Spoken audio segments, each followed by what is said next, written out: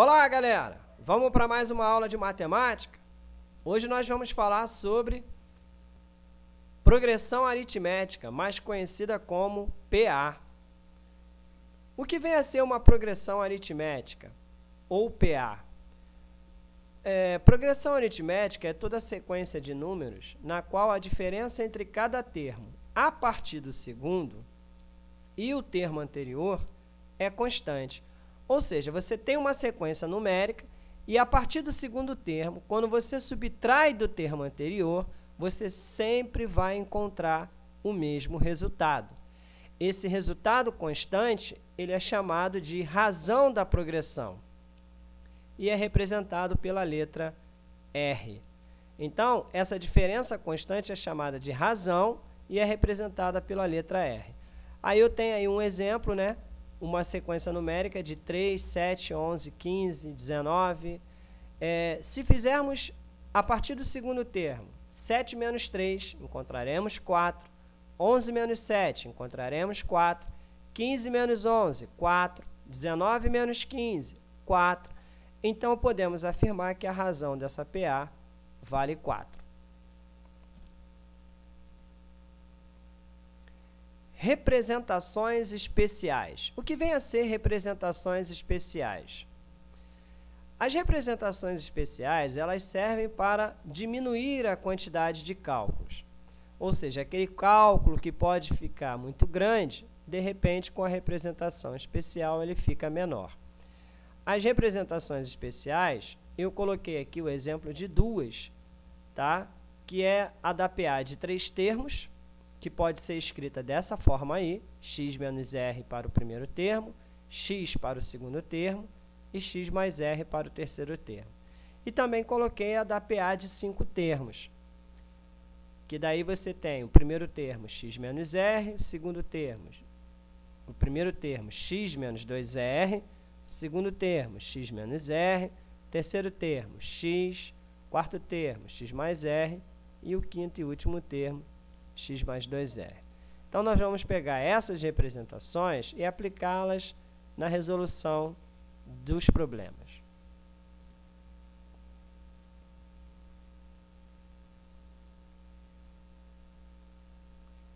Então, eu tenho aqui um primeiro exemplo. 3 números estão em PA, o produto deles vale 66 e a soma 18. Calcule os 3 números.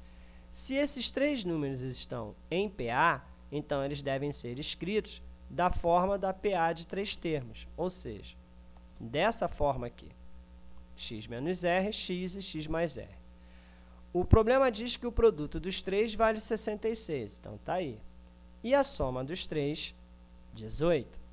R menos R é 0, galera. Então, 3x é igual a 18. Daí, a gente já sabe que o x vale 6. Veja, já encontrei o segundo termo de uma forma bem rápida. Agora, eu vou pegar esse valor do x, que é o valor do segundo termo, e substituir na equação lá de cima. Lembrando também que x mais r vezes x menos r é o produto da soma pela diferença. Isso daí resulta em o quadrado do primeiro menos o quadrado do segundo. Como x vale 6, então vai ficar assim a equação. 6 que multiplica 6 ao quadrado menos r ao quadrado, igual a 66. Essa equação aí, pessoal, ela dá para dividir por 6. E aí, teremos como resultado esse daí, ó. 6 ao quadrado menos r ao quadrado é igual a 11. De onde 6 ao quadrado sabemos que vale 36. Resolvendo a equação, encontraremos r ao quadrado igual a 25. Daí, temos que o valor de r só pode ser mais ou menos 5. Eu, então, tenho aqui, nesse caso, duas PA. Uma para x valendo 6 e a razão valendo menos 5. Nesse caso, a PA vai ser 11, 6 e 1. Daí, já podemos aprender uma outra coisa. É que quando a razão for negativa, a PA será decrescente. E para x valendo 6 e a razão valendo 5, a PA vai ser 1, 6 e 11. Daí podemos ver também que quando a PA for positiva, ou melhor dizendo, quando a razão for positiva, a PA será crescente.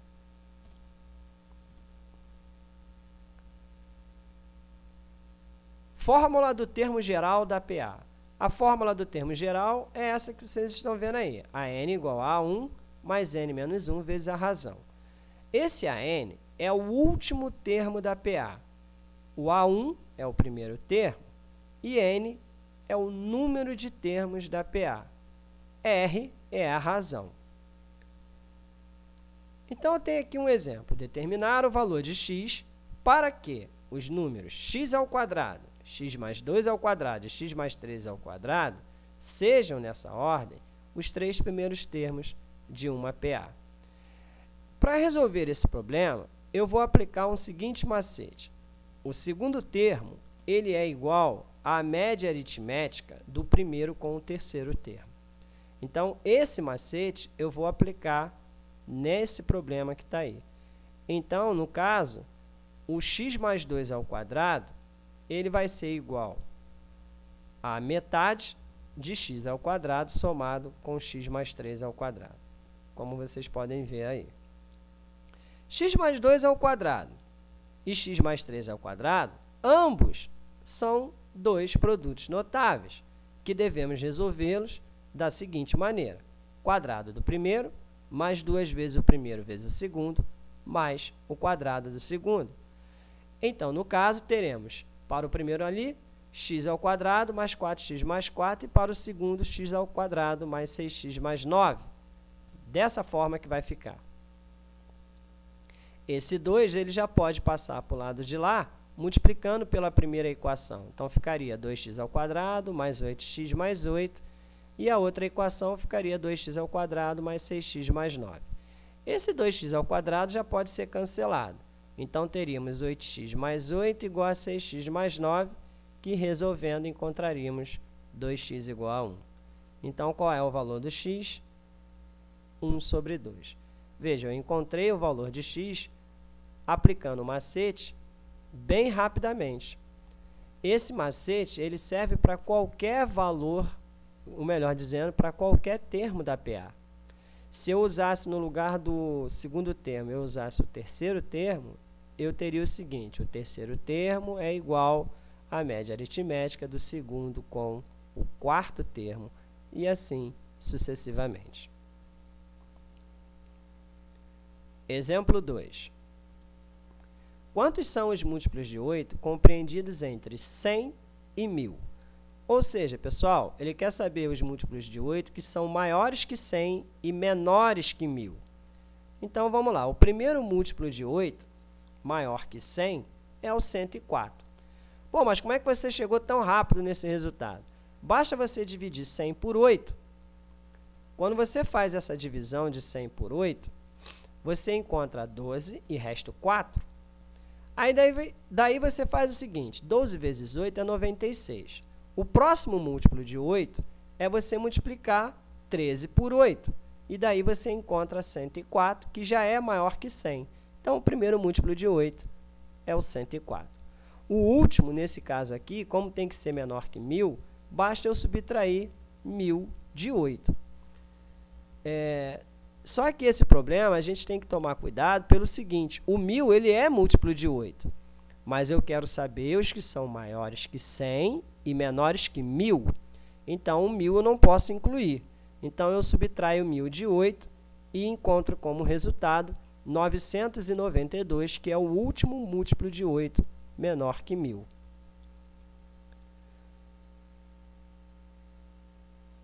Agora, devemos aplicar a fórmula do termo geral para resolvermos o problema.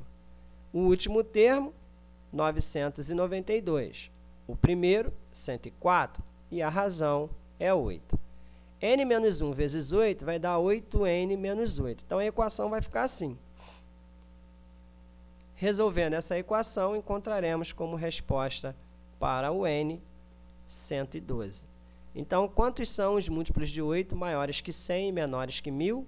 112 múltiplos de 8.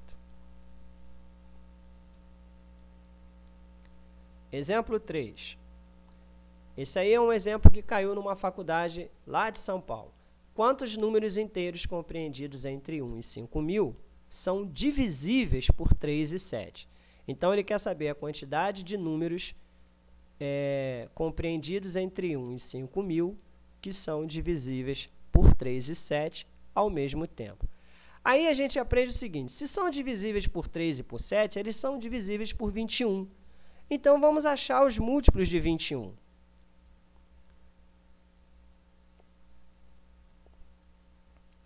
Então, para resolvermos esse problema, devemos encontrar os múltiplos de 21 entre 1 e 5.000. Para isso, vamos usar a fórmula do termo geral da PA. Então, está aí. Aplicando a fórmula e resolvendo o problema, nós vamos ter o seguinte: os múltiplos de 21 são 21, 42, 63, até chegar no último múltiplo de 21, menor que 5.000, que no caso é o 4.998.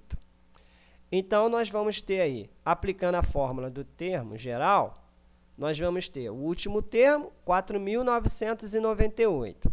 O primeiro termo, 21. E a razão também é 21.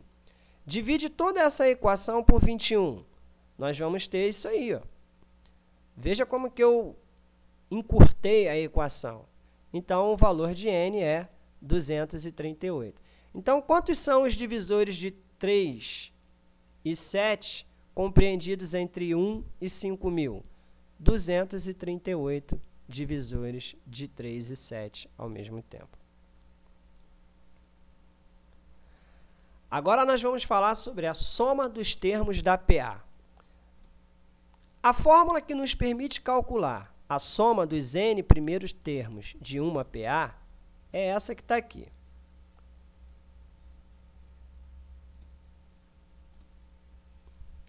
Então, vamos ao quarto exemplo da nossa aula de hoje.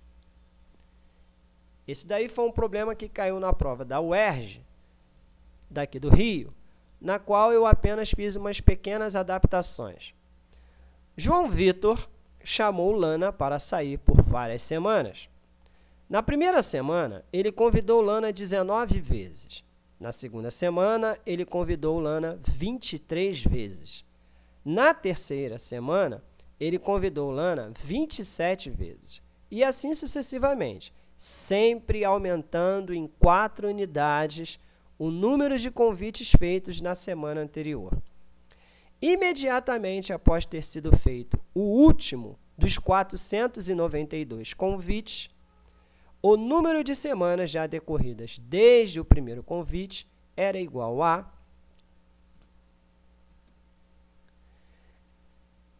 Então, vamos para a solução do problema. Primeira coisa, devemos aplicar a fórmula do termo geral. Só que aí vem o seguinte detalhe, galera. Eu não sei quanto vale o último termo. Eu sei que na primeira semana ele convidou 19 vezes, na segunda 23 e assim foi sucessivamente. Eu não sei quantas vezes ele convidou na última semana. E também não sei quantas semanas existem. Então, eu tenho o seguinte: semanas é n, pois é o número de termos da PA. A razão é 4, porque ele vinha sempre aumentando de 4 unidades. E o primeiro termo, 19, pelo fato de que ele convidou pela primeira vez 19 vezes. Então, o último termo dessa PA vai ser, resolvendo a equação, 15 mais 4n. Vamos aplicar agora a fórmula da soma dos termos. Então, temos aí, o primeiro termo é 19, o último, 15 mais 4n. Olha, 19 mais 15, todos nós sabemos que vai dar 34. Então, a equação vai ficar dessa forma que está aí. Ó. E 34 e também o 4, ambos podemos dividir por esse 2 que está aí embaixo. Então, a equação ficou assim, 17n mais 2n ao quadrado. Eu já multipliquei o resultado pelo valor de n. Ele disse que foram 492 convites, significa que a soma dos termos vale 492, porque os termos dessa PA era a quantidade de convites feitos por semana. Então, 17n mais 2n ao quadrado tem que ser igual a 492. Resolvendo esta equação, nós vamos encontrar como resposta para o N 12 semanas. Então, quantas semanas foram feitas os convites? Em 12 semanas. O cara é bem insistente, hein? Esse tal de João Vitor. Quinto e último exemplo da nossa aula de hoje. Um relógio marca as horas, dando uma pancada a 1 hora, 2 pancadas às 2 horas, 3 pancadas às 3 horas e assim por diante até às 12 horas. Às 13 horas, volta novamente a dar uma pancada, às 14, 2 e assim até chegar às 24 horas do dia. Ele ainda bate uma única pancada a cada meia hora, começando a funcionar a 0 hora, após 30 dias completos, sem interrupção, o número de pancadas dadas será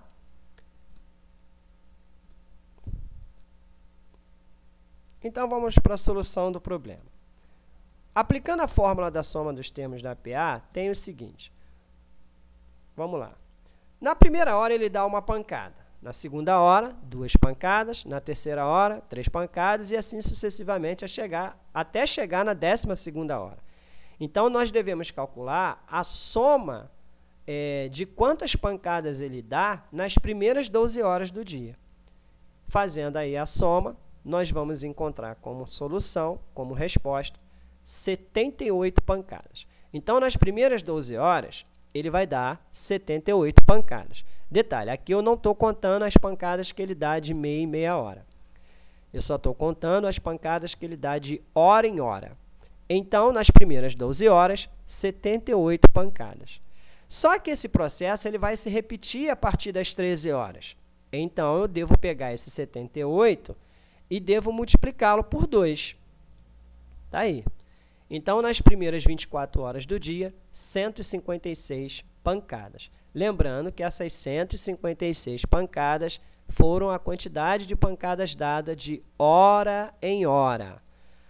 Ele fala também, no problema, que a cada meia hora ele dá uma pancada.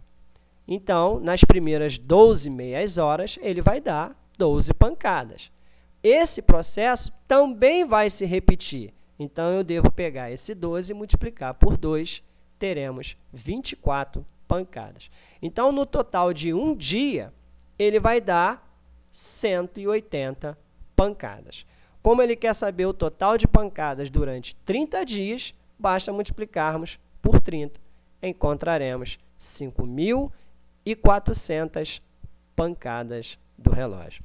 Valeu, galera? Então, ficou aqui mais uma aula de matemática do professor Abimael, o cara!